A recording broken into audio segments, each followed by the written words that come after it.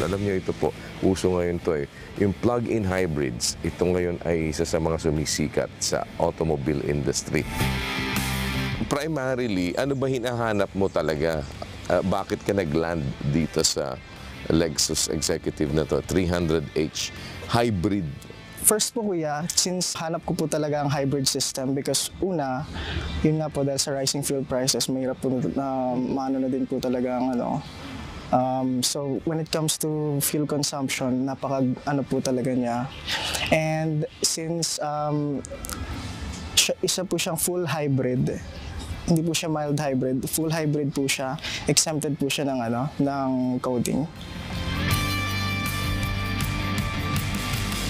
Anong determination mo na electric or naka-fuel ka? Yung easiest way para ma-determine nyo kuya if yung sa RPM po niya nag-drop na to 0, which means nakapatay na po talaga yung engine niya. Ayun, kagaya yan niyan. po, kagaya po niyan. Naka full electric mode Ibig sabihin po siya. electric mode yan. Yes po. Pagka walang RPM. And if kuya, if inano nyo po, pinrest nyo po ulit yung gas, Ayun. automatic po siyang bumpas ulit. Oo nga, no? Pagka naka-drop ka ng 0, ang bilis niya din pala mag-shift. Yes po, kuya.